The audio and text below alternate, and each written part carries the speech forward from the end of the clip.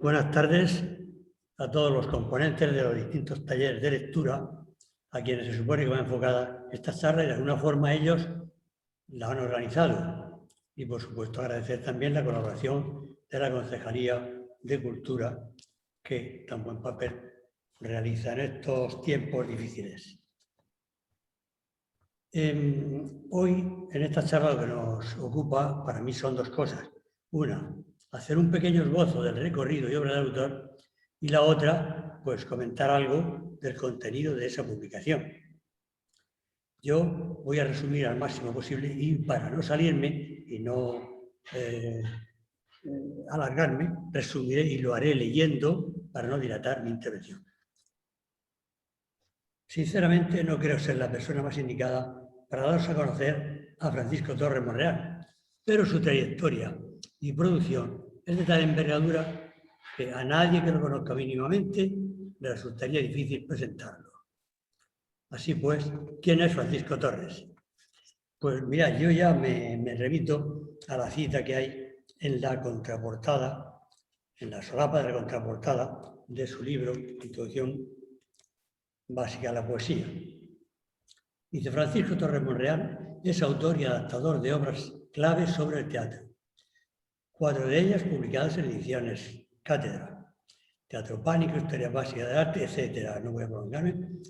En el ámbito de la poesía ha centrado sus selecciones en Baudelaire, El Esprit de París, Escritos íntimos, y los poetas contemporáneos de expresión francesa, de los que ha realizado 4 antologías, la traducción, etc., correspondiente. Dicho eso, yo tengo que ganarme el sueldo, porque voy a poner algo de mi parte sobre quién es Paco Torres Monreal. Si pasamos, no sé si tendréis a la vista, la diapositiva número 2, lugar de nacimiento.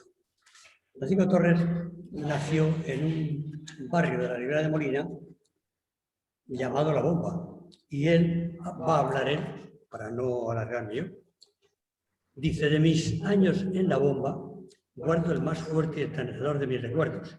Desde mi casa, todas las mañanas, tenía el placer emocionado de mi encuentro con la huerta, que para mí era un ser vivo entrañable. Allí me encontraba con todos los tonos del verde, con ocres de tierra cavada, y al fondo, tras el río, los montes azulados que recibían al cielo en la silueta de sus crestas. Estamos descubriendo un poeta. Seguidamente voy a hablar de su escuela de maestro, que tuve y tengo el orgullo y gloria de haber compartido con él. Del maestro, él perpetuó muchísimas vivencias, de forma muy especial sus penosas evocaciones de la guerra civil, tan cercana entonces, y sus deseos persistentes: no quiera Dios que vosotros conozcáis la guerra, etc. Y de cómo un hecho triste o emotivo, por él mismo relatado en aquellas charlas, lo mejor de su enseñanza, solía empañarle los ojos. Nosotros decíamos que lloraba. Estaba ya él cultivando a un pensador, filósofo y, por supuesto, poeta, que ya hemos dicho antes. Vamos a pasar a la siguiente.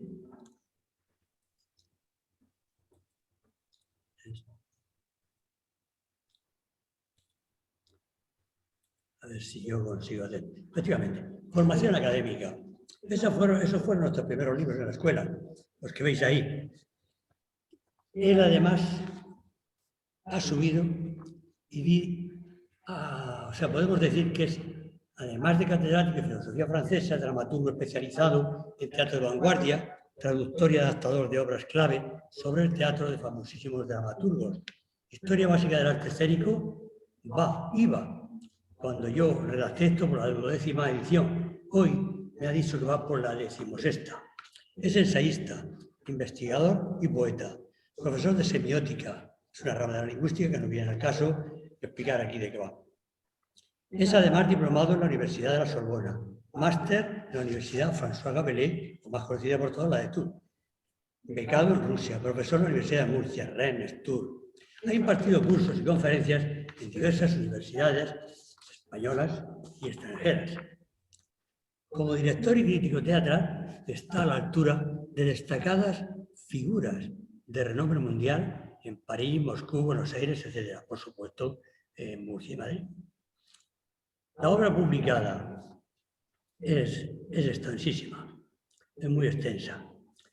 Yo voy a tratar de resumirla y hablaré de dos o tres, comentarios breves de dos o tres de ellas.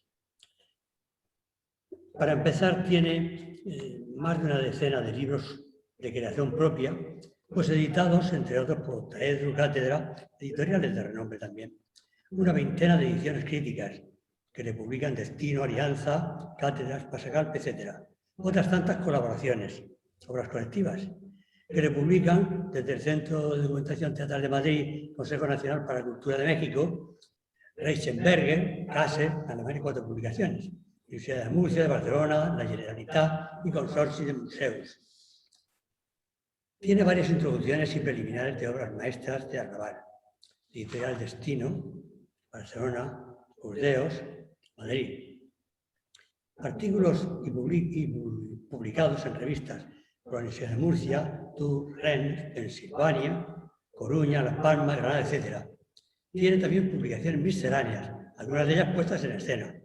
Y tengo que hacer un pequeño inciso aquí para mencionar algo de lo que él dice en la publicación del Teatro Bufo de Fernando Arrabal, donde afirma, digo muy breve y lo más concreto posible, Vaudeville es un hijo no bastardo de la tradición.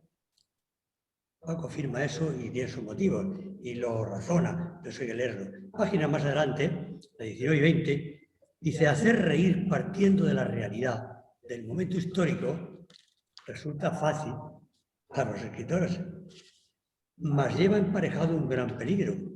Ese peligro, dice Paco, entre comillas, el tiempo, dragón devorador de las anécdotas históricas que todo lo traslada al olvido. Tengo que hacer también aquí una anotación de una persona, un catedrático que le conoce muy bien, me dijo hace años que decir que parte de la riqueza de Paco Torres se debe a Arrabal, pues no es falso, pero también es cierto que parte de la notoriedad de Arrabal se debe a Paco Torres, o Francisco Torres, como queráis. Pasamos entonces ya un poco más de sus obras. A ver si... Aquí. Efectivamente. Aquí, en cuanto a traducciones, primero, Poesía Negra, muy breve. Es una antología. Responde a de qué, cómo y por qué escriben los poetas negros. Pero aún le asaltan a él muchísimos interrogantes y os invito a que leáis la dedicatoria que antecede a la preliminar de ese mismo libro. La poesía francesa contemporánea, él lo que hace es traducir a estos poetas que crean un mundo aparte y tienen un modo singular de usar la lengua. Y él no solo se limita a traducir a pedem litere. Eso no se puede hacer. Él mismo nos lo dice aquí en Baudelaire. Voy a leer cómo explica él lo que debe ser una traducción. Dice en la página 33. Es la segunda edición del Sprint, no sé por cuál ir ahora, pero bueno, es igual. Se dice que la traducción de un texto poético debe aspirar a dar cuenta no solo del contenido semántico del original, sino que además hay que darle la belleza formal de la expresión, que es inseparable del contenido. De acuerdo con esto, dice: he procurado, tras analizar el estilo de las composiciones del Sprint de París, traspasar dicho estilo, sus ritmos, selecciones, estructura, imágenes, cadencias, al castellano, de forma que la lectura resulte, pues, deleitosa, además de auténtica. En cuanto a Baudelaire, Charles Baudelaire, el Sprint de París, pues nuestro amigo Paco nunca disimula la admiración especial que siente por Baudelaire y se vacía por completo en esos que llama pequeños poemas en prosa. Yo aconsejo que no perdáis la lectura de alguno de ellos. El preferido de Paco es El extranjero. Yo, por llevarle la contraria, el que le sigue, La desesperación de la vieja. Y permitidme que haga aquí otro pequeño inciso. Si Rabindranath Tagore es conocido y admirado como lo es, se debe a Juan Ramón Jiménez, un poeta que lo supo traducir ha explicado muy bien Paco, que se debe hacer una traducción. Y yo añado más. Paco Torres es a Baudelaire lo que Juan Ramón Jiménez fue para Rabindranath Tagore. Como dramaturgo, aquí tenemos la significación de Francisco de Asís, que voy a pasar por alto porque aquí la charla que nos la tiene que dar es Francisco Torres. Y pasamos a la introducción. Pasamos a la introducción básica a la poesía. Yo he dicho muchas veces que no leemos ni entendemos la poesía porque nadie nos ha introducido en ella. Aquí vamos a tener la oportunidad de taparme la boca porque no podamos decir que alguien no nos ha enseñado. Vamos a ver la solapa de la portada de la introducción básica a la poesía. Dice: invitación a la poesía podría ser también el título de este libro, en el que se afirma de entrada que todos nacemos con predisposiciones poéticas. Negarlo sería decir que nacemos sin sentido, sin sentimiento, sin razón, sin aspiraciones, sin sueños, etc. Y en el epílogo sigue diciendo: en la poesía es algo vivo, que es lo que trata de decirnos en ese libro. Los poetas forman parte de nuestra gran familia humana. Todas nuestras alegrías, todas nuestras miserias, todos nuestros anhelos, todas nuestras pasiones están plasmados en sus versos. Como los ríos y los pájaros, los poetas no saben de fronteras. Y mirándose en el espejo del mundo, nos miran por encima de credos, lenguas e ideologías. Y no es necesario que siga, ya podemos darnos una idea. Y quiero deciros que también, para darnos una idea de todo lo que va él explicando en el libro, pues yo os remito al índice que tenemos al principio, en el que podemos ver cómo nos habla de las percepciones, de factores que influyen en la percepción, el sujeto, el objeto de situación, que el poeta es un ser simpático, habla de conversar con las cosas, de hablar de la selva, de las correspondientes simbologías, en fin, habla de Baudelaire, de Stéphane Mallarmé, el canto del cisne, y nos va hablando de infinidad de encuentros que nosotros tenemos a diario con la poesía. Y no me quiero extender. Creo que estáis esperando que él hable. Yo diré, por mi parte, que el autor, aquí en esta obra, ensaya, filosofa, investiga, remite, motiva, justifica y razona para llevarnos al mundo de la fantasía poética. Sí, razona, estudia y más que estudia. No en vano el libro tiene más de 400 citas al final, que supone otras tantas obras y autores que él ha tenido no solo que leer, sino masticar, leer, digerir para poderlas trasladar y para poder trasladarlas a nosotros. Lo hace dibujando una línea melódica excelsa que nos envuelve y sublima en el goce y deleite del contenido poético. Nos desvela muchos secretos de la poesía. Nos lleva de la percepción material al sentimiento espiritual. Nos habla de cuánto da el poeta, que nada espera ni recibe nada de cambio. Juega con música, poesía, silencio, pausa, ritmo. Este libro es una extraordinaria sinfonía lírica musical que solo puede componer pues, una mente prodigiosa. Y Paco Torres es una de ellas. Y aquí pues debo ya para terminar decir que Molina pues merece y tiene personas de la categoría de Paco Torres. Pero estas personas también precisan de que Molina los conozca y los premie, por qué no decirlo, con algún tipo de reconocimiento. Dicho esto, yo la palabra se la dejo a Paco Torres, que es el que tiene que explicarnos todo esto y más. Paco, tiene la palabra. Muchas gracias Pedro, Perico, compañero de banco, compañero de grado, compañero de escuela, compañero de barrio, del partido de abajo de Ribera de Molina. donde pasamos nuestra infancia hasta los 11 años, por ahí, y que nos hemos vuelto a encontrar últimamente después de nuestras jubilaciones, ¿no? Vale. Muchas gracias también a los clubes de lectura que organizan estos encuentros. A todos ellos me gustaría tenerlos delante, pasearme y verle las caras, pero no es posible en esta ocasión. Así que bueno, pues se lo agradezco desde aquí, si están viendo lo que estén viendo en este momento, y a los que luego puedan tener acceso por YouTube, puedan tener acceso a esta charla que damos esta tarde aquí. Muchas gracias a la Concejalía de Cultura, Domingo, la concejala Sole, por todas estas iniciativas telemáticas que están manteniendo, digamos, la cultura en Molina de Segura y que están abiertas a todo aquel que quiera acceder a ellas. Bien, y dadas estas gracias, pues me toca entrar un poquito ya en materia. Vamos a hablar esta tarde de la poesía. Bien, antes voy a hacer unos pequeños avisos o advertencias o preliminares que vais a tener en cuenta antes de meterme realmente con el tema que vamos a... Pero vamos, esas consideraciones previas ya entran en el tema. Bueno, una no. Voy a decir que este libro lo escribí, como le explicaba ahora a Domingo, en unos 6 meses, pero cuando mis compañeros que conocían esto me preguntaban, ¿cómo va el libro? Digo, el libro está en taller.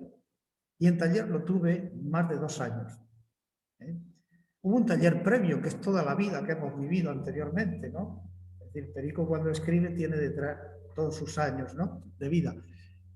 Pero luego, dedicándonos especialmente al libro, pues ya digo, esos 6 meses y luego más de 2 años que yo me acostaba con el libro, salía a pasear con el libro en la cabeza, leía una cosa y decía, esto me vale para quitar aquello y ponerlo en su lugar, etcétera, etcétera. Y estuve con el libro más de 2 años, corrigiéndolo y aumentándolo. Yo decía que el libro estaba en el taller, donde había que repararlo y demás. Bueno, luego tuve la suerte de que una editora como Cátedra, de la divulgación de Cátedra, pues acogiera el libro. Estoy muy agradecido.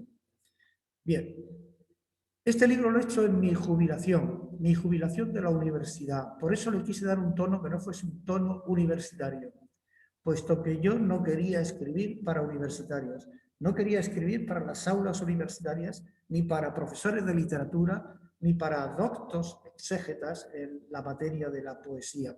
Yo quería escribir para todo el mundo, porque pensé que para algo me había jubilado y para algo estaba yo gozando de esa jubilación en estos años, para hacer que eso fuese comprensible para todo el mundo. Bueno, no sé si lo he conseguido, Sé que los 2 profesores de literatura han hecho caso omiso. No tengo ni siquiera una crítica en ningún lugar de cierta relevancia que venga de ellos.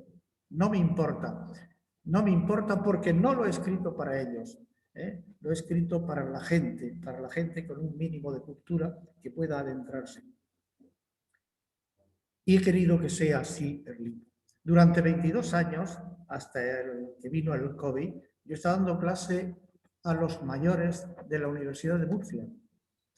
Y los mayores de la Universidad de Murcia puede ver desde un profesor de instituto, de universidad, de colegio, hasta un empleado sin más estudios que el graduado escolar, o a veces ni eso. Y había que hablar para todos. Y había que hablar para que te entendieran aquellos que todavía no tienen el graduado escolar. Y había que hablar de manera que fuese provechoso lo que dijeras a aquellos profesores que sabían muchas cosas ya y que iban allí a aprender quizá algo más. Bueno, he estado 22 años ejerciendo esta enseñanza, dando clases tanto de literatura como particularmente de teatro. Y eso he querido transmitir al libro. ¿Por qué no me dedico a escribir para esta gama de personas, para este amplio abanico de lectores posibles y que me entiendan? Segunda consideración, si he escrito, ¿por qué escribí de poesía y no de teatro? Que era donde yo me movía bien, a mis anchas. Pues lo voy a decir porque para mí la poesía era un gran bien, un bien espiritual. Y considero que la poesía puede ser un bien espiritual para todo el mundo, para todos los que me estáis escuchando, para todos los que tengáis este libro o tengáis un libro de poemas. Es un bien espiritual. ¿Y qué entiendo por un bien espiritual? Pues un bien que prioritariamente se dirige a esa parte del yo, a esa parte del hombre humano que se llama el espíritu. Estamos compuestos de cuerpo y espíritu, de materia y espíritu. Pues bien, la poesía prioritariamente se dirige a ese yo espiritual, a esa parte espiritual del yo, ciertamente, pero están tan imbricados el cuerpo y el espíritu que no hay nada que vaya del espíritu que no tenga una repercusión corporal, ni nada que tenga parte y entrada por el cuerpo que no repercuta también en el espíritu. Esto lo sabe Perico muy bien. Perico por las mañanas, yo no, porque yo me levanto tarde, pero él por las mañanas sale al campo, va subiendo los montes, va viendo las flores que están saliendo ahora en primavera, le da la brisa en la cara y va fortaleciendo sus músculos y va fortaleciendo sus pulmones. Pero no queda, ese bien no queda en el cuerpo, se está cargando espiritualmente también de esa comunicación con la naturaleza. Es decir, todo lo que es cuerpo pasa al espíritu, todo lo que es espíritu pasa al cuerpo. De la misma manera, un buen poema que podemos leer por la mañana y que nos puede ir acompañando a lo largo del día, es un bien espiritual, despeja la mente, crea ilusiones, etc. Pero nos está ayudando a respirar mejor, a que la sangre circule mejor. Es decir, todo lo espiritual tiene repercusión. Pero la poesía es tan inmensa, tan grande, tan maravillosa, que dije, ¿por qué no le digo a la gente que lea la poesía, que se acerque a la poesía? Es un bien, es un bien. Y podemos pasar por la vida perdiéndonos la poesía. Qué triste, pero es así. Podemos pasar por la vida perdiéndonos este bien, que es la poesía. Como podemos pasar por la vida perdiéndonos a Juan Sebastián Bach, o perdiéndonos a Beethoven, o perdiéndonos al Greco, o perdiéndonos a Velázquez. Qué triste, es que es triste pensar que haya personas que pasen por la vida sin emocionarse con Juan Sebastián Bach. Estoy poniendo estos ejemplos, pero se podrían multiplicar, ¿no? La poesía es un bien espiritual, no nos lo perdamos, esa es mi conclusión. Y eso fue lo que me hizo escribir este libro, podéis estar seguros. Pero preguntaréis o alguien me dirá, pero yo no soy poeta. Yo no soy poeta. Y yo, segunda consideración, ¿quién es poeta? Yo no soy poeta, me puede decir una persona, me lo puedes decir tú que me estás oyendo vía telemática o que me vas a oír yo luego en YouTube. Yo no soy poeta. Yo te pregunto, ¿y cómo sabes que no eres poeta? ¿Cómo lo sabes? ¿Eh? Vamos a ver, respóndeme. ¿Tienes percepciones? ¿Te gusta mirar las cosas que hay en la naturaleza? ¿Oír sonidos alegres? ¿Tienes percepciones? Sí, percibo. ¿Tienes emociones y sentimientos? No me vas a decir que no tienes emociones y sentimientos. Sí, los tienes. ¿Tienes pensamiento? También. ¿Tienes sueños? ¿Tienes imaginación? Pues si tienes todo eso, estás posibilitado para captar la poesía. Así de claro. Por lo tanto, eres poeta. En potencia eres poeta. Tienes posibilidades de captar la poesía del mundo y la poesía escrita por los hombres. Así que ¿El poeta nace, el poeta se hace?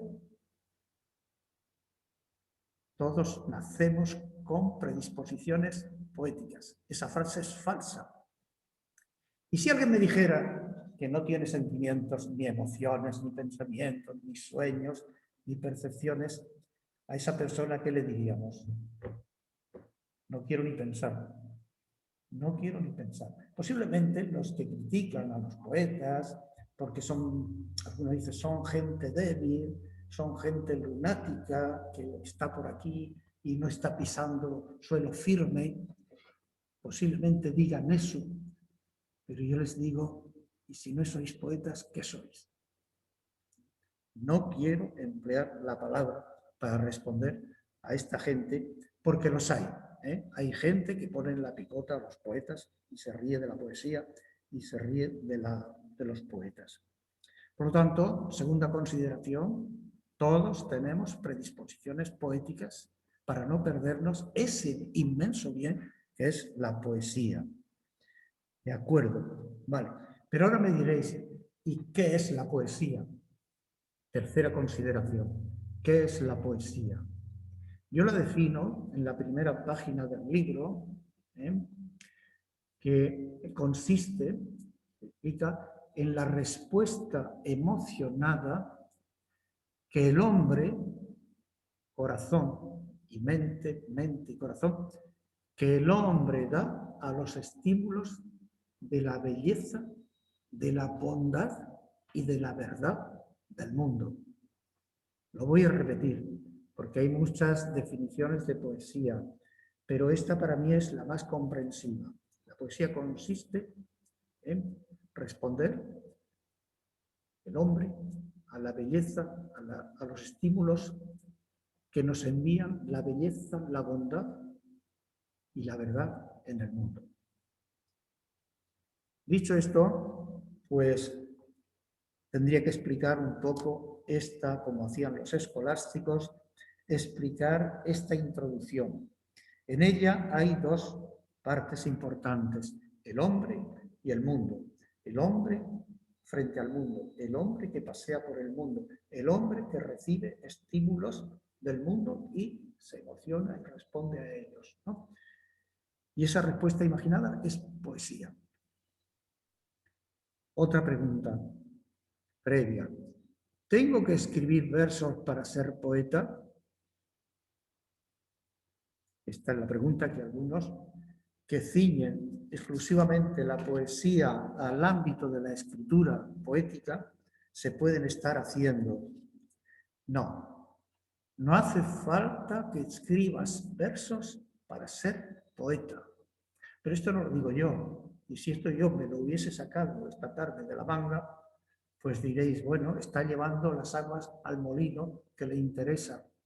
No, esto no lo digo yo. Esto lo dicen tratadistas como Paul Valéry y mucha gente.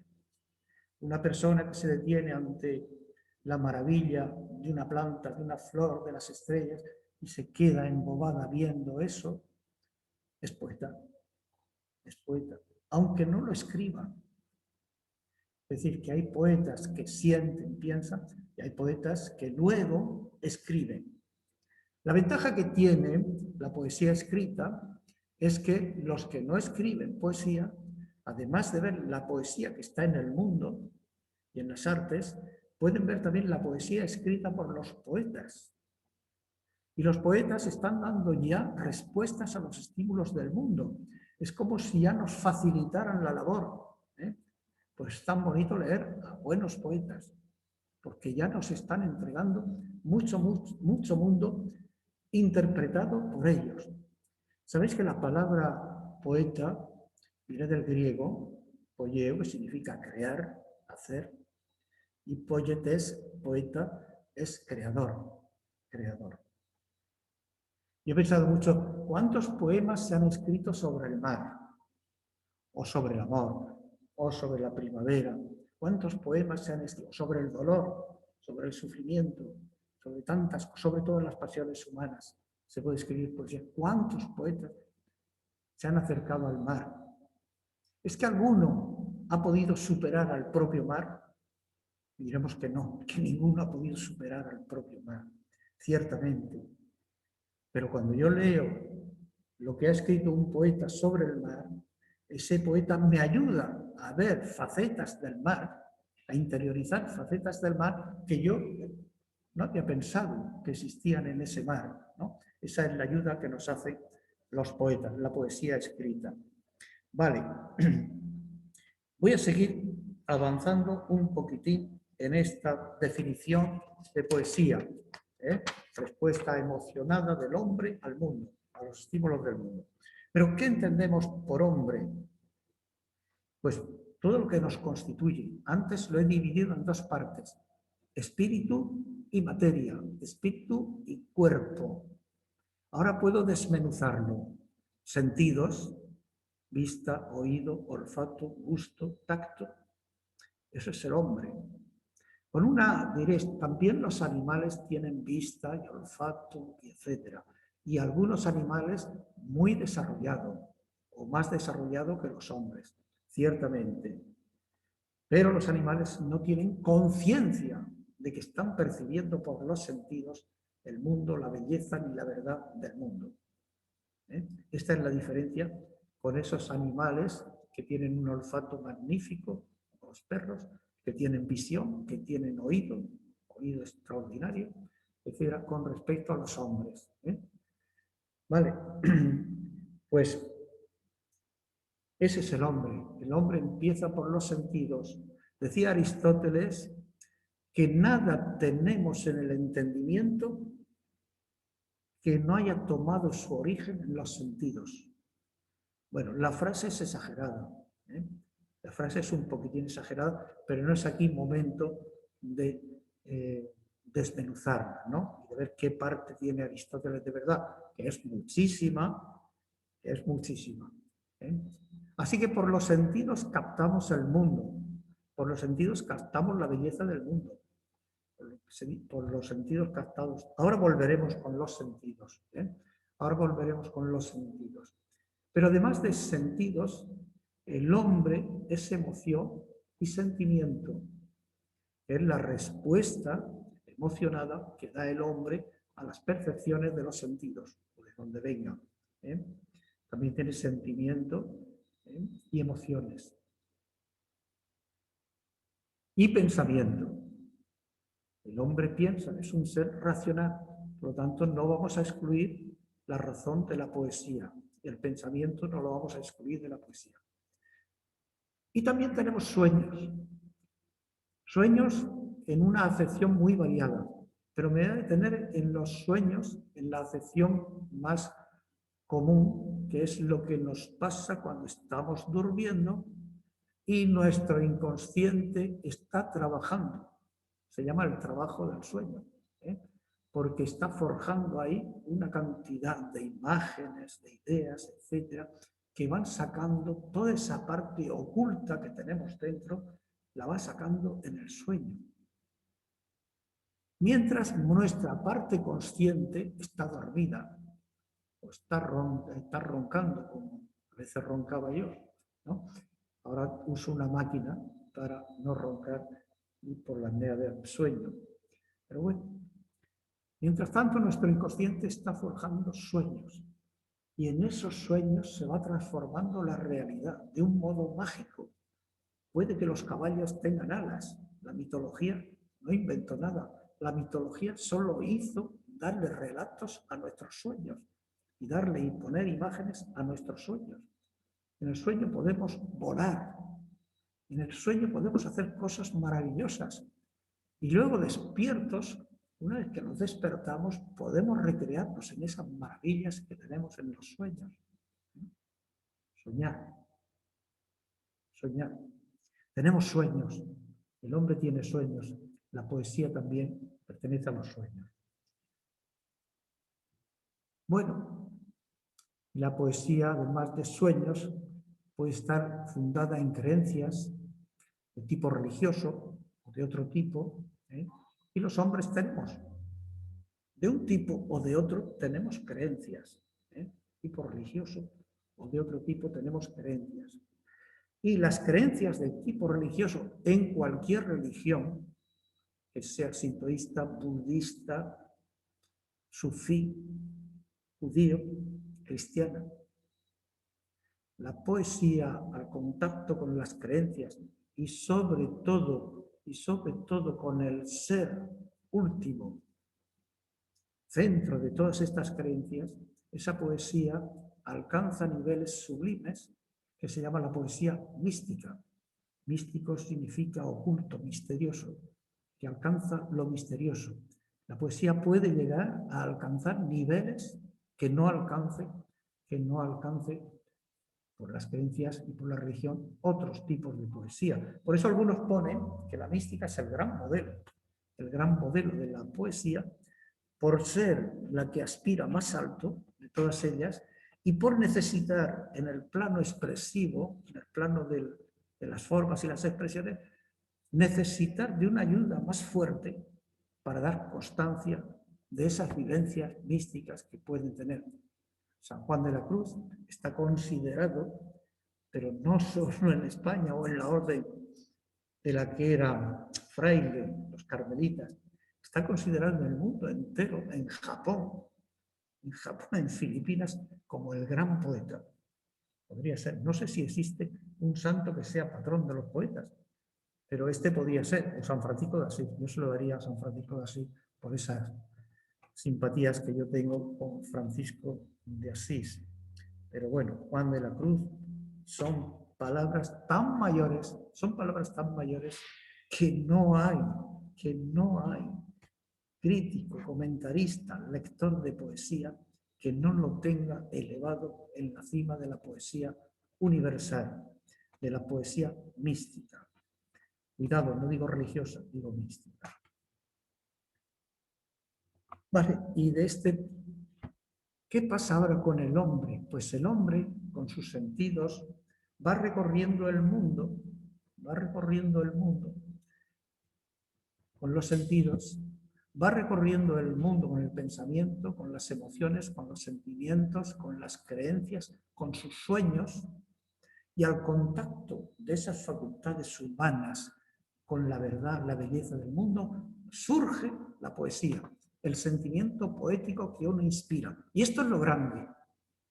No el verso que se va a escribir luego, sino la experiencia poética que cada persona va a tener y que la tiene sin saber que la está teniendo en la mayoría de los casos. La poesía nos descubre al hombre, nos descubre al yo. Una vez hablaba yo con un psicólogo y sabéis que los psicólogos acuden a los sueños. Cuéntame tu último sueño, cuéntame esto, cuéntame tu infancia, cuéntame. Y le dije, dile que te deje los poemas. Si realmente ha escrito poemas personales, es que si no, no vale la pena. Si no escribes algo personal que te llegue, no vale la pena. Puedes hacer épica, pero no lírica, poesía lírica. Pues decía, si te dejan los poemas, quizá entiendas más a la persona que si te cuenta sus sueños. Porque los sueños tienen unas claves. Y la poesía, yo creo que en el ámbito poético se va revelando de esta manera. Bueno, he explicado lo que es el hombre, que lo he puesto a andar por el mundo. Pero ¿qué es el mundo? ¿Qué es el mundo en el que está la poesía? Y yo distingo, todo eso está en la introducción, yo distingo tres tipos de mundo. El primer mundo es el mundo natural, la naturaleza, ese mundo que está delante de nosotros, ese mundo que está floreciendo en primavera, esas hojas que le están saliendo a la higuera, esa flor de azahar que le está saliendo a los naranjos, ese almendro que ya tiene cuajadas las almendras verdes porque ya floreció antes. El mundo natural. Pero es el mundo del mínimo y más minúsculo de los animalitos que pululan por la tierra, de las florecillas que pululan por la tierra. Y es el mundo inmenso, inconmensurable, que nos llena de gozo y a veces de pavor. Es el mundo de las galaxias, el mundo de las estrellas. Ese espacio poblado de galaxias, poblado de seres que algunos de ellos están a años luz de nosotros. Ese es el mundo. Es un mundo maravilloso. Yo me maravillo leyendo libros de divulgación científica porque no puedo leer libros científicos directamente. Entonces me conformo con la divulgación científica.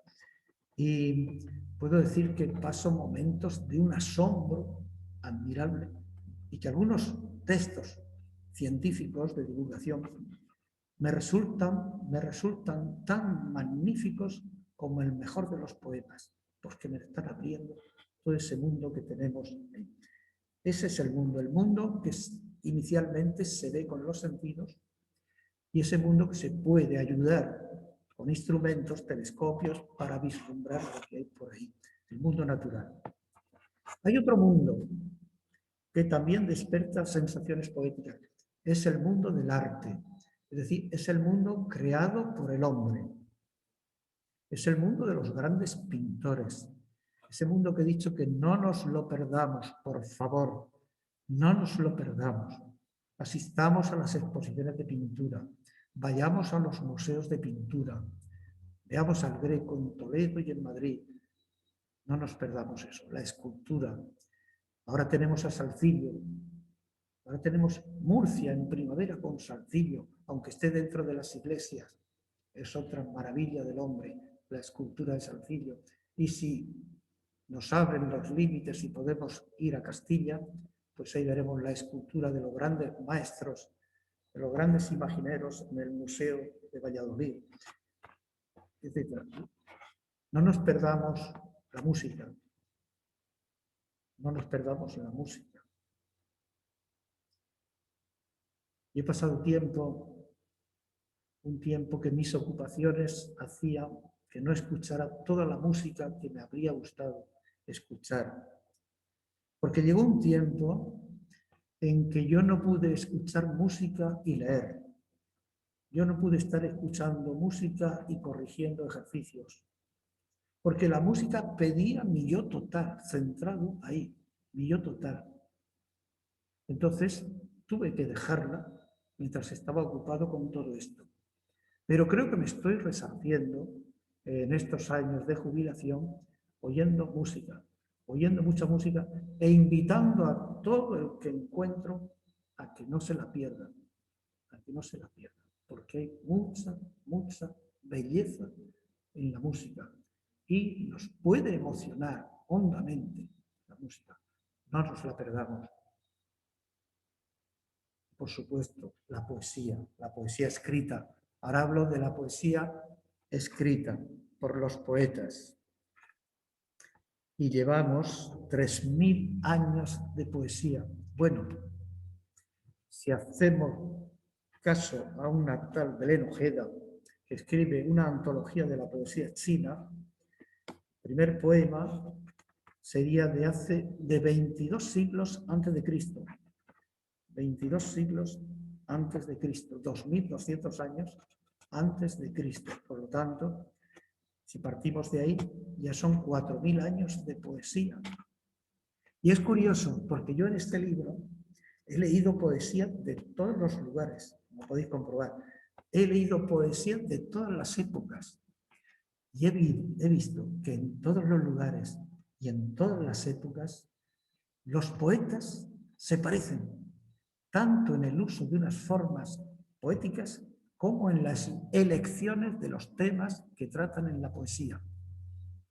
Desde la primera poesía de hace 22 siglos en China hasta la última poesía que se pueda estar escribiendo hoy en día en Molina de Segura. Porque Molina de Segura es tierra de poetas. En Murcia, no digamos, hay muchos poetas por aquí. Muchas. Pues bien, hay que coger en las manos un libro de poesía y ese libro de poesía nos va a abrir a imágenes nuevas, emociones, sentimientos, pensamientos, reflexiones, meditaciones. Es posible que una estrofa poética sea suficiente materia que nos pueda acompañar durante todo el día. Leer una estrofa y salir a pasear con la estrofa ahí, dándole vuelta. Es posible que eso sea así. La poesía, como el arte, como la naturaleza, necesita tiempo. Necesita que le demos tiempo. Este es mi consejo. Darle tiempo, no tener prisa. No tener prisa. Es lo que diría un glotón. Si estás tomándote el caviar, piensa que es caviar. Paladéalo como que es caviar, porque si se te pasa rápido te enteras, no es caviar. No, paladea todo eso. La poesía, el arte. Si vais a un museo y os emociona un cuadro, y os llama la atención un cuadro, quedaos delante del cuadro. Y si se os pasa la mañana y solo veis ese cuadro, posiblemente será más útil que si veis el museo entero. Yo he tenido esta experiencia. Esta experiencia cuando te quedas delante de un cuadro, al principio es un contacto puramente perceptivo de formas y colores, pero poco a poco el cuadro empieza a enviarte estímulos. Es como si te hablara y a veces se establece como un diálogo de percepciones con el cuadro. Y uno puede pasar horas delante de un cuadro en ese diálogo emocional con el cuadro, sin necesidad de entender de pintura. Cuidado, no hace falta, sin necesidad. Hace poco llevé en uno de esos viajes que yo hago, llevé a ver ópera, pero luego vimos el Museo del Prado. Y antes yo había hecho comentarios de algunos cuadros del Prado, pero cuando llegué ante el Cristo de Velázquez, me quedé mirando el Cristo de Velázquez, me puse a temblar. Pero es posible que yo aquí, en este momento, en esta hora, a 1,5 metros de distancia, esté delante del cuadro de Velázquez, el Cristo crucificado de Velázquez. Es posible. Y me llenó una emoción inmensa, porque eso es un privilegio, ver el cuadro. No estampas y reproducciones, está bien. No, el cuadro. Pero es verdad que estoy viendo esto. Es verdad que yo tengo la suerte hoy de estar viendo el Cristo de Velázquez aquí, a 1,5 metros. Bien, se puede decir del Cristo de Velázquez o de otras historias que hay por ahí. En fin, no quiero alargarme en esta presentación, puesto que yo no sé el tiempo cuando digáis, porque yo no tengo aquí hora, cuando digáis se corta y se da paso al diálogo, ¿no? Se da paso al diálogo. Bueno, entonces vamos a ver ahora con algún pequeño detalle estos recorridos que el hombre va haciendo por el mundo y que los va haciendo conjuntamente. Es decir, en el hombre, en la percepción poética, acude también en nuestro auxilio, por poco que nos detengamos, el sentimiento, la emoción, el pensamiento. Si yo los he dividido y he estructurado, era por un afán pedagógico de estudiarlos separadamente. Pero en el momento de la percepción puede acudir todo, sentimiento, pueden acudir muchísimas cosas a nuestra. Los sentidos. De todos los sentidos, ¿cuál es el sentido privilegiado por los poetas? No hace falta decirlo, es la vista. Es la vista. La vista debe acaparar, no sé el porcentaje, pero debe acaparar la vista más del 70% de las percepciones poéticas, que luego el poeta puede pasar a los versos, la vista. Por eso, como en cualquier poesía aparece la vista, no he insistido, en mi libro no insisto en la vista. Insisto más bien en otros sentidos, quizás menos valorados en Occidente, como puede ser el oído, y sobre todo menos valorado como puede ser el olfato, el gusto y el tacto. El olfato, el gusto y el tacto. El tacto, por ejemplo, tocar. Es la tentación, cuando vamos a un museo, de tocar. Pues bueno, si no nos ve el vigilante y podemos tocar para ver la materia, pues bueno, lo podemos hacer, o tocar la escultura, pero sabéis que en todos los museos está prohibido tocar, ¿no? Hay solo un museo en España en el que está aconsejado tocar, en el Museo del Escultor Vasco Chillida, en el Lecu Chillida, en el bosque de Chillida. Es un bosque lleno de esculturas de Chillida que dialogan con el bosque, con los espacios del bosque. Y Chillida dice tocar, meteos dentro, hay esculturas en las que te puedes meter. Meteos dentro y tocar, tocarlo todo, ¿no? Pero por lo general se dice no tocar, ¿eh? Prohibido tocar, no pisar el césped, prohibido pisar el césped. Bueno, entonces si nos podemos saltar algunas de estas prohibiciones, por curiosidad, pues no está mal en algún momento, ¿no? Tocar.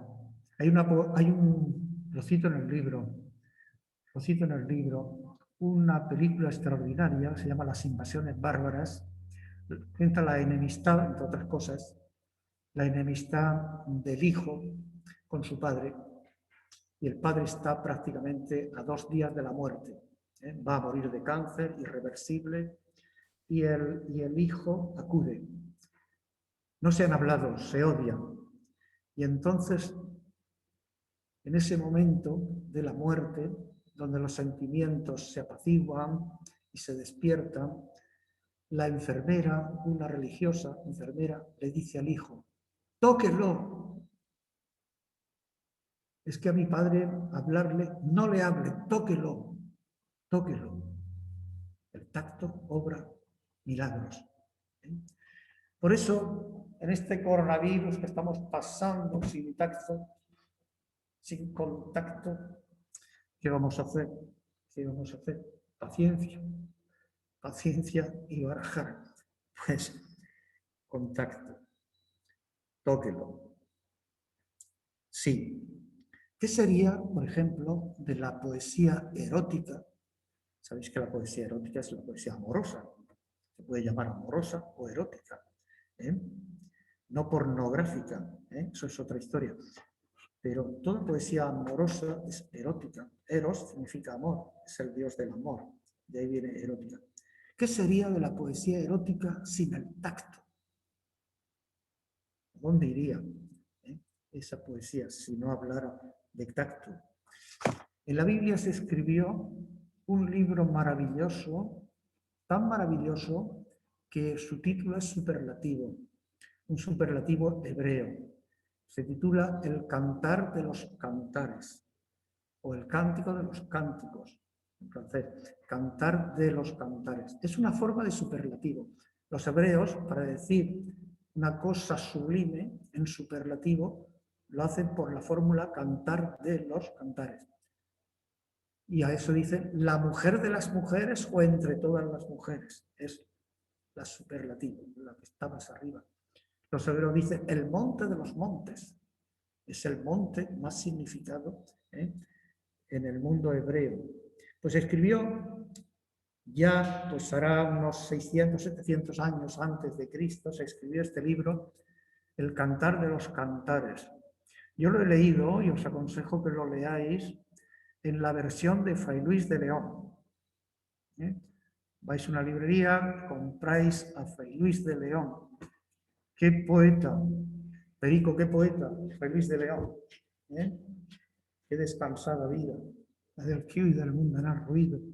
Bueno, Fray Luis de León tradujo en poesía el Cantar de los Cantares. Una maravilla. Pero estaba prohibido. Estaba prohibido y entonces unos estudiantes divulgaron en copias el Cantar de los Cantares. Y eso le costó la cárcel a Fray Luis de León. Estaba prohibido, ¿por qué? Porque era un libro muy erótico. Posiblemente es el libro más erótico que ha habido. No me resisto a leer algunos versos de ese libro, que los tengo aquí marcados. Páginas 34-35. El libro trata de bueno, el libro es casi una ópera, casi una obra de teatro, una ópera. Es decir, cuando estaba empezando el teatro griego, en el siglo VI a.C., aunque hasta el siglo IV no se tienen textos del teatro griego, pero en el siglo VI ya hay teatro griego. Pues cuando estaba empezando aquel teatro griego con coros y personajes, Pues se estaba escribiendo en Palestina, se estaba escribiendo también esta obra de teatro, o esta ópera, que es el Cantar de los Cantares, porque son diálogos del amado con la amada, esposo, esposa, y un coro que va haciéndoles. Y entonces, fijaos qué diálogos más eróticos y más bellos, traducidos por Fray Luis de León. Bésame con su boca a mí el amado. Bésame con su boca a mí el amado. O béseme. Tacto. Y todo lo que implica el beso. Con su boca. No dice los labios. Bésame con su boca a mí el amado. El tacto. Son más dulces que el vino sus amores. Claro que sinestesia. Amores dulces como el vino. Son más dulces que el vino sus amores. Gusto. Gusto, el sentido del gusto, olfato. Tu nombre es suave olor bien derramado. Su nombre es suave olor bien derramado. Perfume, olor, olfato, sentido del olfato. Y no hay olor que iguale tus olores. Voy a repetirlo porque son tan magníficos estos versos que lo voy a repetir. Béseme con su boca, dice la amada a la... Fijaos que en la poesía erótica la más atrevida es la mujer. Y aquí lo ves. En el Cantar de los Cantares, el más atrevido es la mujer. En las cartas eróticas que se dirige a Abelardo y Eloísa, la más atrevida es Eloísa. Abelardo es un pacato al lado de Eloísa. Dice la amada, béseme con su boca a mí el amado. Son más dulces que el vino sus amores. Tu nombre es suave olor bien derramado y no hay olor que iguale tus olores. Bueno, ya leo otra estrofa. Sigue la estrofa, sigue la amada.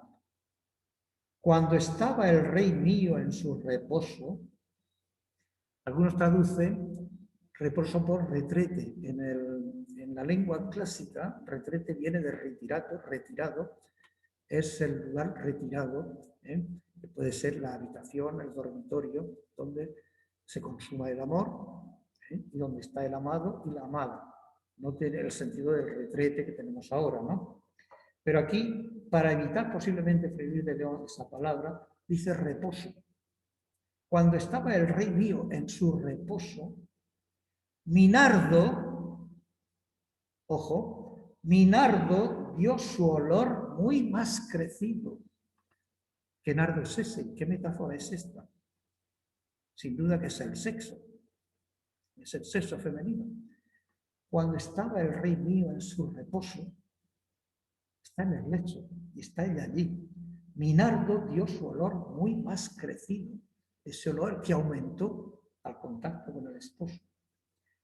Y ahora dice, manojuelo de mirra es el mi esposo. La mirra, olor. Por eso, entre mis pechos, lo he metido. ¿Os imagináis la escena? El erotismo de esta escena.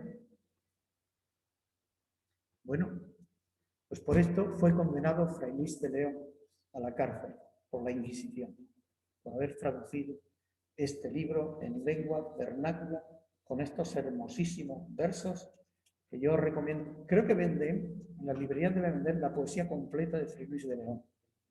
Yo por lo menos tengo 1 o 2 ejemplares de poesía completa. Y están las traducciones que hacen los latinos, la traducción del Cantar. Es que Fray Luis de León era un monstruo. Además de un gran teólogo, pues dominaba el griego, el latín, el hebreo, el arameo, por supuesto, lenguas recientes también.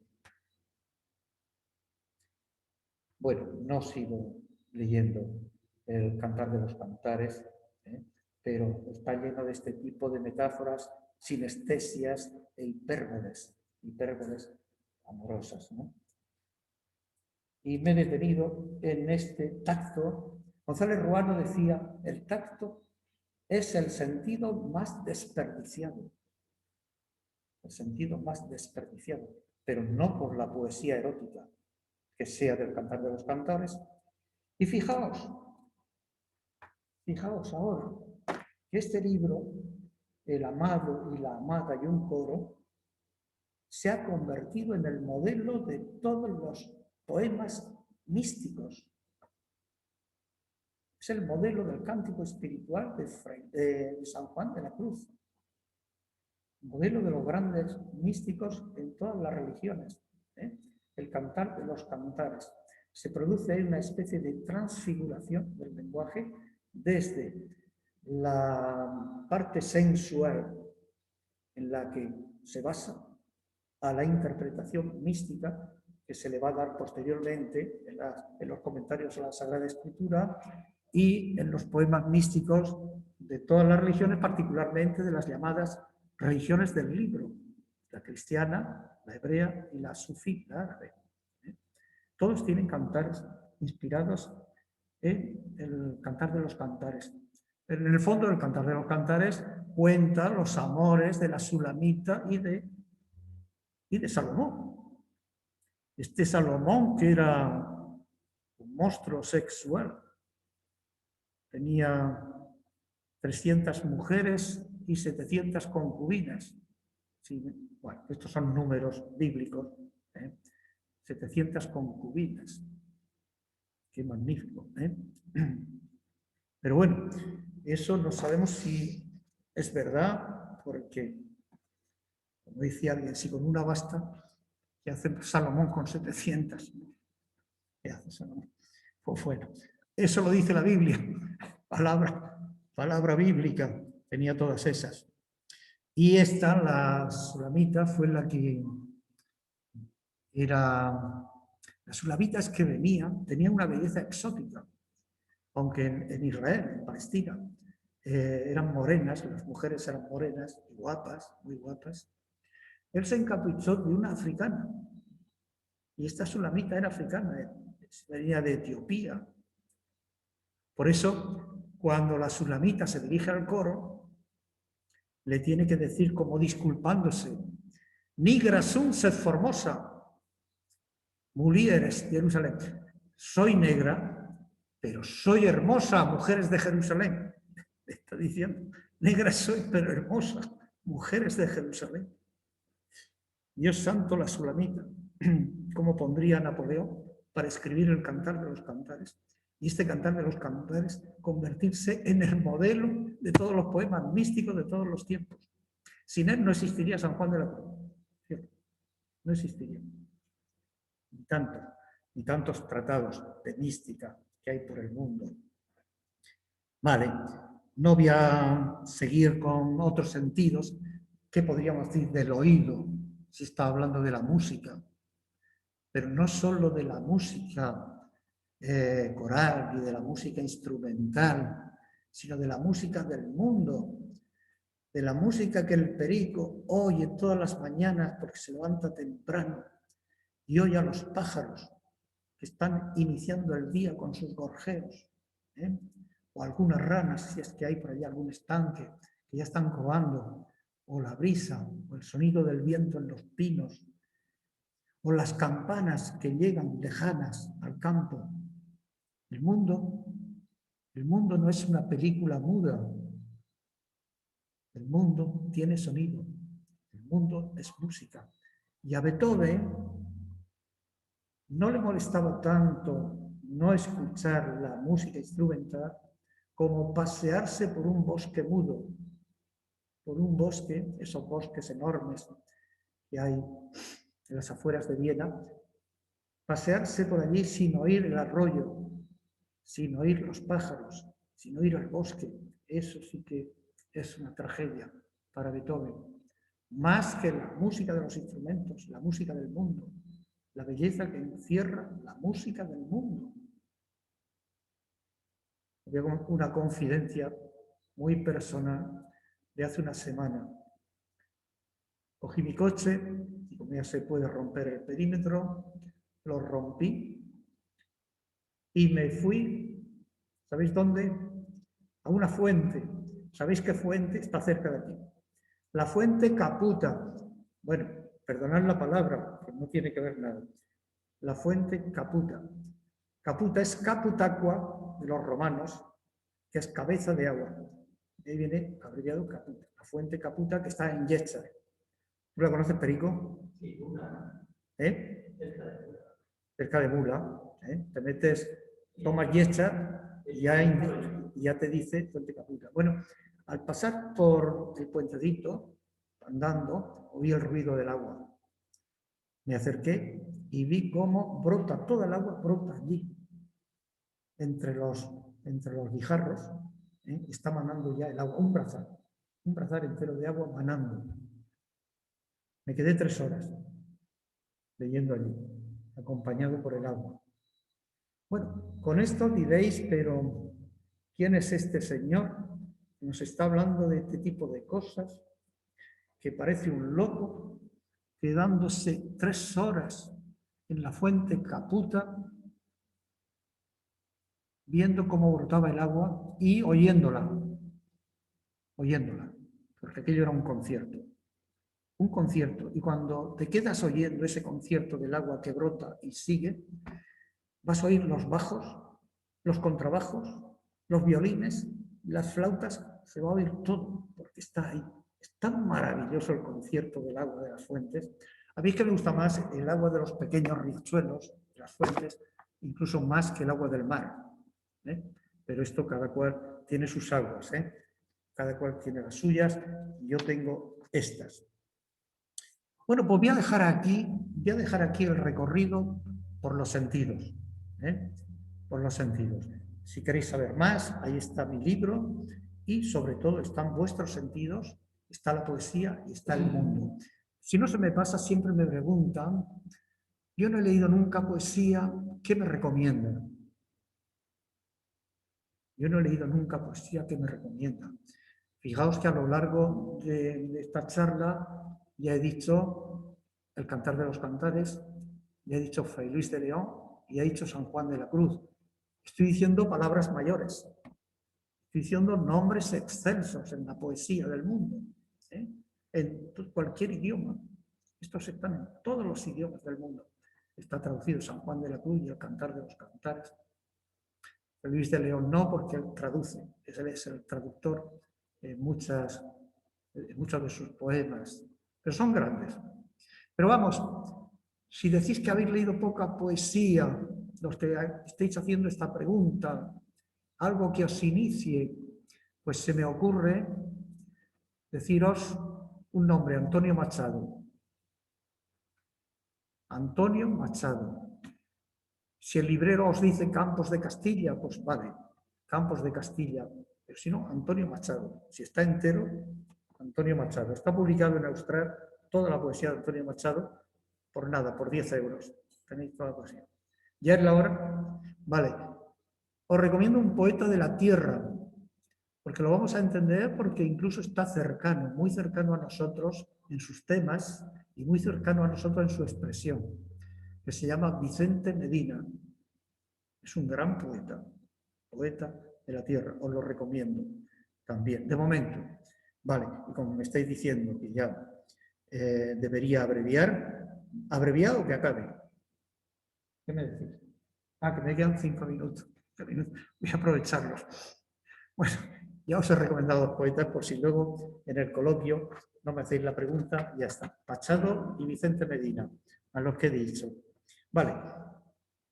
Digo que de esa percepción, de ese paseo por el mundo, con los sentidos bien abiertos, para que reciban, todo el mundo lo reciba, bueno, pues el poeta, el perceptor, nosotros mismos, vamos a pasar sin transición de ningún tipo a la emoción. Algún sentimiento, experimentar algún sentimiento, algún pensamiento, alguna emoción. Esto va a ir junto con nuestra emoción. Si le damos tiempo, si no le damos tiempo, a lo mejor pasamos, no nos enteramos, como aquel que me dijo, yo organizaba un viaje de estudios a Madrid y me dice, esta mañana después del Museo del Prado, ¿qué museo vamos a ver? Después del Museo del Prado vamos a ver otro museo. Es decir, si hacemos eso no vemos nada. Mucho abarca, poco aprieta. Necesita necesitamos tiempo. Y podemos pasar a esa segunda fase que le llamamos la simpatía con las cosas. Mirar simpáticamente el mundo. Me gusta más la palabra esta simpatía que empatía. Empatía es que vino después, pero a mí la palabra simpatía me gusta más porque es sin, con y pathos es pasión. Sentir la pasión junto con el otro. Sentir la pasión junto con el perro, con el animal. Sentirnos así. Si tenemos esa simpatía, además de esa emoción, habremos andado mucho por el camino del recorrido de la poesía. Y podemos llegar a más, aunque no se pida tanto, de esa simpatía pasar a la amistad. Hay personas que son amigas del gato y del perro, que le sacan fotos y lo besan. Claro, se puede, incluso a las flores se les puede hablar, a los árboles, etcétera, a la amistad. Y ahora quiero mencionar aquí a un poeta, a otro gran poeta, que no tiene libros de poesía, pero escribió un poema muy grande que se llama Francisco de Asís. Todo esto está en Francisco de Asís. Francisco de Asís sentía la poesía, sentía la amistad, tenía simpatía, podía llorar y reír con las cosas que ríen y lloran. Ese es el ser simpático, reír con quien ríe, llorar con quien llora. Francisco de Asís era todo eso. Y Francisco de Asís se consideró hermano. Además de la simpatía y la amistad, llegó a la hermandad con el mundo. Y bien, y como toca acabar, yo os voy a leer unas estrofas de ese gran poema de Francisco de Asís, que se llama El Cántico o el Himno del Hermano Sol. El Himno del Hermano Sol. Se han hecho muchas traducciones, pero la que más me gusta es la que os voy a leer aquí, unos simples estrofas. Con ello acabo esta charla y estoy a vuestra disposición. La traducción es de un gran poeta español llamado León Felipe, y lo traduce de la siguiente manera. Bueno, ya sabéis que Francisco de Asís pasea por el mundo y va alabando al Creador a través de las criaturas. Ahí está este nexo de unión entre las criaturas y el Creador. Por eso cuando alaba a la criatura, simultáneamente alaba a su Creador. Dice así: loado seas por toda criatura, mi Señor, y en especial loado por el hermano Sol, que alumbra y abre el día y es bello en su esplendor y lleva por los cielos noticia de tu amor. Y por la hermana luna de blanca luz menor y las estrellas claras que tu poder creó, tan limpias, tan hermosas, tan vivas como son, y brillan en los cielos. Loado, mi Señor. Y por la hermana agua, preciosa en su candor, que es sutil, casta, humilde. Loado, mi Señor. Por el hermano fuego, que alumbra al irse el sol, y es fuerte, hermoso, alegre. Loado, mi Señor. Y por la hermana tierra, que es toda bendición, la hermana madre tierra que da en toda ocasión las hierbas y los frutos y flores de color, y nos sustenta y rige. Loado, mi Señor. Amén. Aquí hemos acabado. Bueno, si alguien procede a la pregunta. Bueno, me he quedado al principio de la charla, pero que ahora se puede completar. Es que el libro va para un curso, no para una charla. Bueno, estoy aquí a vuestra disposición.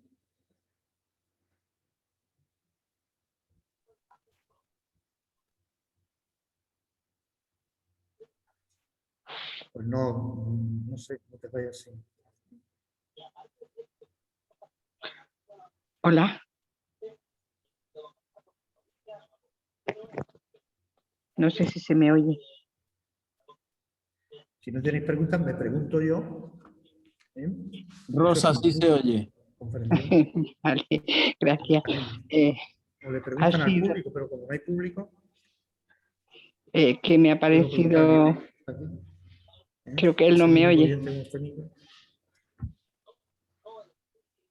Bueno, que a Le mí estoy me ha viendo parecido. a Pedro Esperamos a ver Fernández, si alguien habla o pregunta primero. Carmen Pedro, Rubio. hay estoy viendo, alguien, nada está menos Rosa queriendo preguntar. con esa cúpula detrás, Pedro Fernández, al lado. Pedro Fernández. también ahí. Pues hemos tenido dos, por lo menos. Bueno, pero aquí hay nombres. Santiago Torres. A ver, Rosa Catalina está Rubio, intentando hablar. Carlos Elizalde. Pero- Es un director. Hola, Gran actor, buenas tardes. Ha sido una charla gran amigo, maravillosa. gran- Rosa. Que ha sido ha sido una charla maravillosa y quería comentar que al hablar de León Felipe he recordado muy bien su poema de Sé todos los cuentos. Y tengo una pregunta, porque todos los autores que ha nombrado son clásicos que todos hemos estudiado y Nos leído, hemos quedado en el pero principio. me gustaría Decía en saber el qué opina de primer poetas apartado del capítulo contemporáneos primero, como sobre las Francisco Brines, por percepciones, aunque ejemplo. luego he saltado un poco. A ver, Pues, el conferenciante está oyendo las ¿qué iba a preguntas. decir? No sé lo que iba a decir. Lo de las perfecciones. He dicho, Luego, mientras alguien interviene, yo puedo Parece que no está. ahondar en algo. sí, sí, claro. Ya puedo directamente y me escuchan. No, es que yo, en mi intención de ver bien la presentación, obviamente me he saltado muchísimas cosas. Y hablando de lo que es la poesía, de lo que la naturaleza nos ofrece a los sentidos, y de que yo salgo por las mañanas, que es cierto, y de que se observan muchas cosas, de ese animal silvestre, etc. Pues en la página 33, para quien se pregunte qué es poesía, poesía no hay que escribir en verso, como tú has explicado muy bien, es percibir lo que el mundo dice. Este tal Jean Kelevy, al que cita, yo no sé si se pronuncia así, ¿Bien? dice ahí en la página 23 ¿Está arriba. aquí? ¿Lo tienes? La Dice, página 33, sí. 33. Dice, el susurro de un animal nocturno, la caída de una gota de rocío, el suspiro de una brizna de hierba. Todos esos son estímulos que percibimos, o sea, que nos envía el mundo. Otra cosa es que nosotros los percibamos o pasemos de largo. Y una vez que los percibimos y los captemos, pues plasmarlos, sea en verso, en prosa, como sea. Luego, cuando dice, es tarde, un campanario deletrea a lo lejos las horas de la noche. Qué imagen tan maravillosa, ¿eh? De un reloj por la noche, deletrear las horas. Qué bonitas expresiones, y así podría seguir. Y luego tú, de tu cosecha, pones ahí todos, yo esto lo digo y lo pienso, me imagino que todo es igual, cuando hablamos de la noche, pensamos en tinieblas, en oscuridad, miedo, duda, pero tú dices ahí muy bien en el tercer párrafo o cuarto de esa misma página, dices, también la noche nos dispensa sus aromas y perfumes.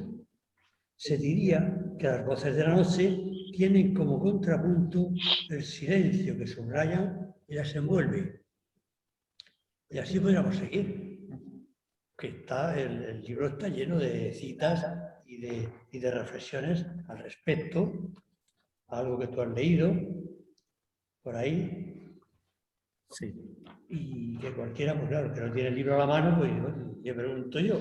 Bueno, pues yo añado que efectivamente el mundo nos envía muchos estímulos, solo que nosotros pues acostumbramos a pasar un poquito de largo, y por la pobreza léxica, por la demasiada economía del lenguaje, pues hoy se responde, ¡qué guay! Vale, ya está. Y hoy escuchaba yo una palabra, hoy, la he escuchado por primera vez, guapérrima. Era una mujer guapérrima. Bueno, si tenemos guapísima, maravillosa, muy hermosa, muy bella, singular, espectacularmente, porque tenemos que recurrir a un vocablo, pero es porque nos falta riqueza léxica también. Falta de lectura, y falta de ejercicio, de esforzarnos un poquito. Por yo pues dejo si alguien quiere intervenir. Yo he hecho una pregunta, pero no sé si me ha escuchado. ¿Quién habla? Rosa. ¿La oyes? ¿La pregunta? Parece que hay una voz. Rosa. Sí, Hola. Rosa. Sí, Hola, ¿se me escucha? Ya. ¿lo oyes? ¿Algo? Sí, estoy oyendo, sí. Sí, ¿quién eres? Hola, soy Rosa y me ha encantado su charla. Y sobre todo la pasión que le pone cuando nos la cuenta. Y recordar a León Felipe ha sido como volver a mis 15 años con su sé todos los cuentos. También he visto que ha citado muchos poetas, pero casi todos son poetas clásicos. Y mi pregunta era, ¿qué opina de la poesía contemporánea de poetas como, por ejemplo, Francisco Brines? Buenas tardes. Claro. Yo cito desde el índice de nombres propios, cito desde la poesía hace 22 siglos antes de Cristo hasta los últimos poetas que tenemos por aquí. Lo que tú me dices de Francisco Brines, pues es un gran poeta, un inmenso poeta, por supuesto. El siglo XX ha dado grandes, grandísimos poetas. Dos de ellos en la literatura española son premios Nobel, Juan Ramón Jiménez y Vicente Alexandre. Y luego, pues, más hacia nosotros, pues tenemos muchos poetas. Y en este momento, he dicho antes que entre los poetas del momento actual hay una gran floración de poetas en Murcia. Y yo los clasifico, tanto los de Murcia como los de fuera de Murcia, desde el punto de vista formal, de la expresión poética. Los poetas filólogos, muchos de ellos son profesores, han sido profesores de literatura o lo son, por lo tanto están acostumbrados a los versos clásicos, suelen escribir por Dionisia, Aurora, Saura, en fin, Teresa Cervantes. Estos son los que yo llamaría filólogos, tienen una cultura filológica, es decir, y entonces cuando escriben poesía en la actualidad suelen usar sobre todo el alejandrino y el endecasílabo. No sé si os te has dado cuenta, Rosa. Sí. Tienen endecasílabos y, bueno, Eloy Sánchez Rosillo, por supuesto. Y luego, en Murcia tenemos los otros poetas. Estos no guardan estas medidas. Estos no guardan estas medidas. Yo he escrito poca poesía, pero en este momento, hasta lo que he escrito, influenciado por la poesía del siglo XX, porque voy a decir una cosa, Rosa, como hablando de música. Yo tengo mis amigos que oyen música y ponnos el barroco, vale, está bien el barroco. El clasicismo, el romanticismo, vale. Pero está la poesía en la música del siglo XX. Y lo mismo de la poesía del siglo XX. Tengo que decir que la poesía del siglo XX está más próxima, más cercana de nosotros que la clásica. Aunque toda la poesía, realmente, como dije al principio, va destilando temas eternos y va destilando música, etc. Pero lo que digo, esto lo digo también de la música. La música del siglo XX a mí me emociona más, me despierta más, me golpea más que la música barroca, que me encanta, que la música clásica, que me encanta, la romántica, que me encanta. Sí. Entonces, pues bueno, pues sí, digo, Rosa, es que he sido filólogo también, he escrito en Alejandro. El 7 y el 11, van a entenderlos, ¿no? Y luego están los otros poetas. Mi amiga Juana Marín Saura, esta no es filóloga. En fin, ¿para qué te voy a decir?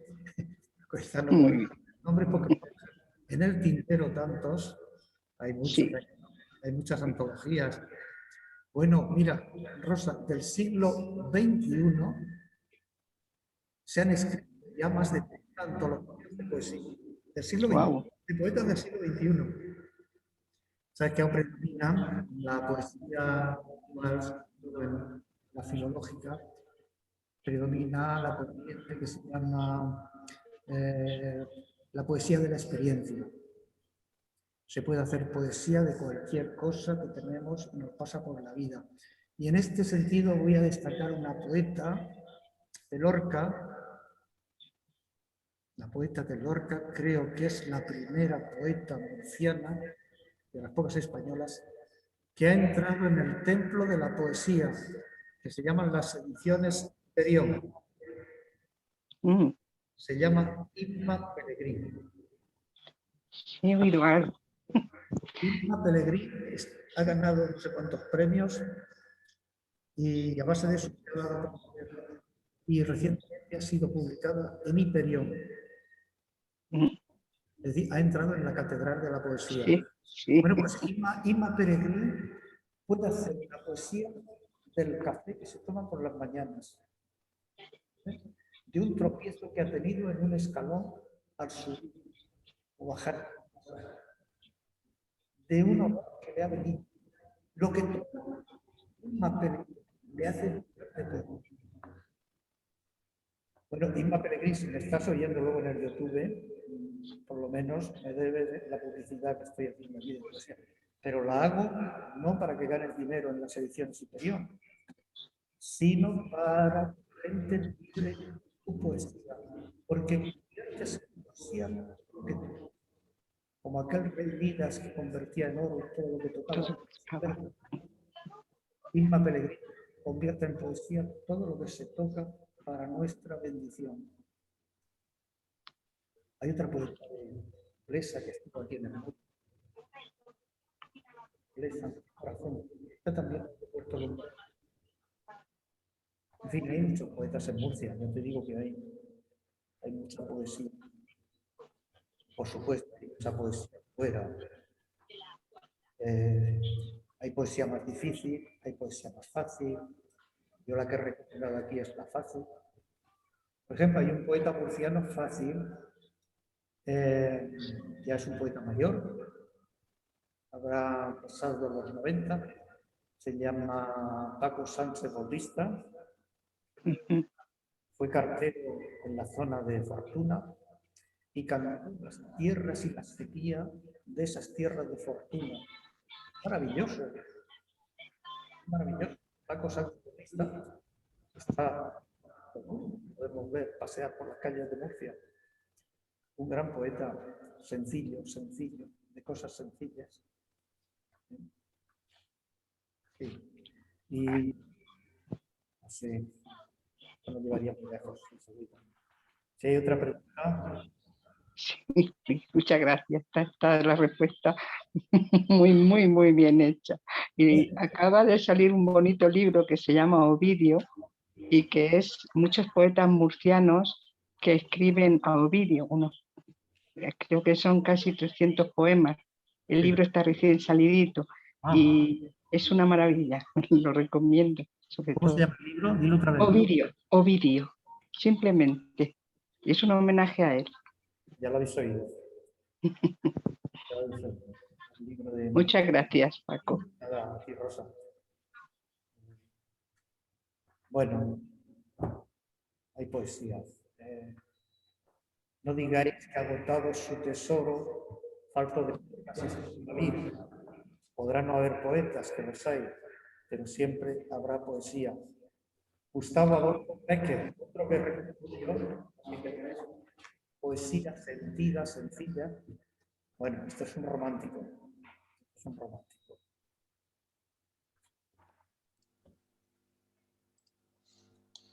Más que pregunta, Paco, es gratitud, agradecimiento por muchas cosas.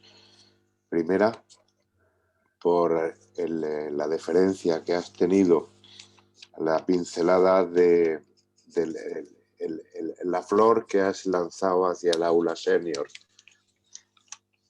donde se te recuerda y se te quiere, aunque tú y yo ya estemos desligados de esa etapa, pero tengo que decir que la lo voy a decir en ribereño, la simiente queda.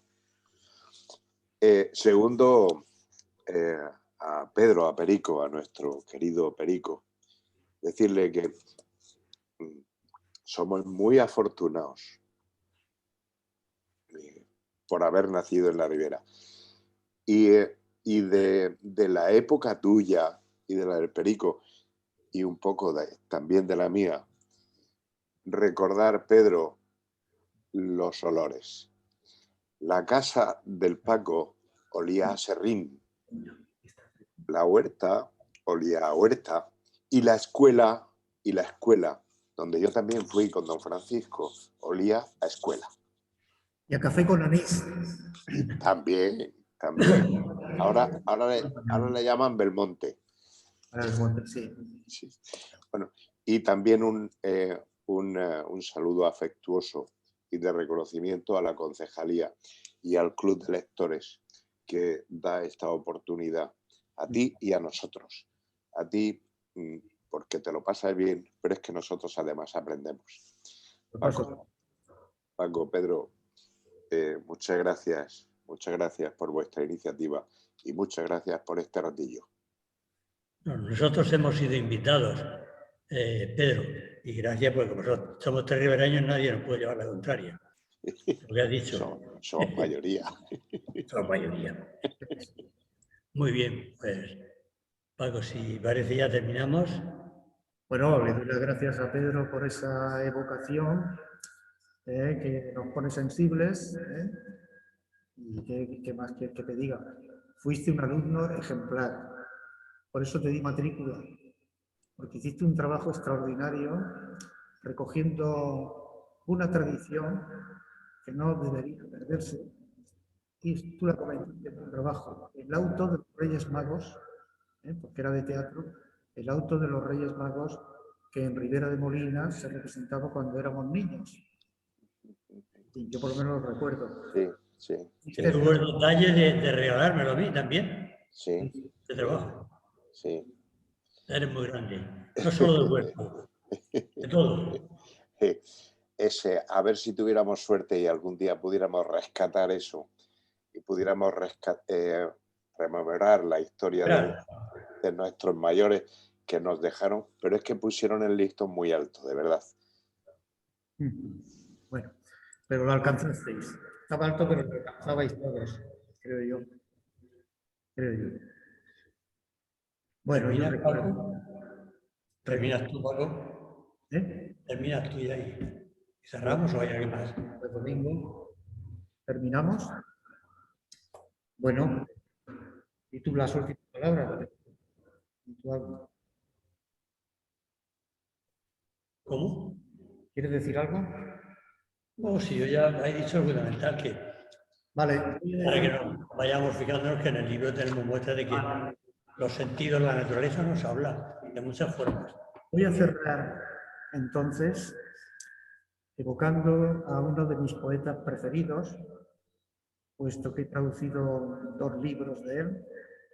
Uno lo ha mencionado Pedro en Alianza Editorial, Los pequeños poetas en prosa, en París. Otro lo publicó la Universidad de Murcia y lo voy a volver a publicar junto con las cartas a la madre. Estoy hablando de Charles Baudelaire. Charles Baudelaire, que el día 8 de abril de 2021 celebraremos 200 años, 200 aniversarios de su nacimiento. Es un poeta que marca un antes y un después en la poesía. Por eso, el mundo entero se va a volcar en suplementos. Babelia, del País, ya le ha dedicado un suplemento, se ha adelantado, pero toda la prensa española y toda la prensa mundial va a hablar de Charles Baudelaire en su 200 aniversario. Pero no os puedo decir por qué es el poeta que marca un antes y un después y es el maestro de toda la poesía que ha seguido, porque no tenemos tiempo. Pero otro día os puedo hablar. Creo que en las elecciones esas os hablaré de Baudelaire. Os hablaré de Baudelaire. Entonces yo voy a terminar leyéndoos un soneto de Baudelaire Porque Baudelaire fue un poeta, hemos hablado de la naturaleza, de las fuentes, de las flores, de los ríos, pero Baudelaire fue un poeta ciudadano, un poeta de ciudad. Y su ciudad fue París, París que le llamaban la Babilonia, ¿no? Donde estaba todo contenido. Y le dedica este poema a París, este poeta maldito. Posiblemente Baudelaire, para escribir este poema, yo me lo imagino que se subió a la colina del Sacré-Cœur, a la colina del Sagrado Corazón, porque veáis cómo describe París. Bueno, lo leo. Lo he traducido en alejandrinos. Contento el corazón he escalado la montaña. Se oye como un eco de lo que estoy diciendo. ¿Esto es así? Bueno, leo. Contento el corazón he escalado la montaña, de donde es dado ver la ciudad en sus confines, hospital, lupanares, purgatorio e infierno, presidio, en donde crece todo lo desmedido. París. Bien lo sabes, Satán, patrón de mi infortunio, que no ascendí hasta aquí a verter vano llanto, antes, cual viejo lúbrico de una antigua querida, deseaba embriagarme de la enorme ramera cuyo encanto infernal reverdece incesante. Que duermas, París, aun en lecho matutino, pesada, acatorrada, oscura, o que te adornes con los velos nocturnos ornados de oro fino, yo te amo, oh capital infame, cortesanas, bandidos, los frecuentes placeres que brindáis, a entenderlos no alcanzan los profanos vulgares.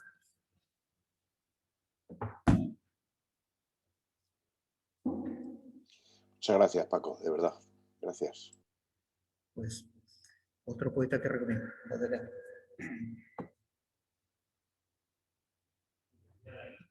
Bueno, sí, yo creo que sí.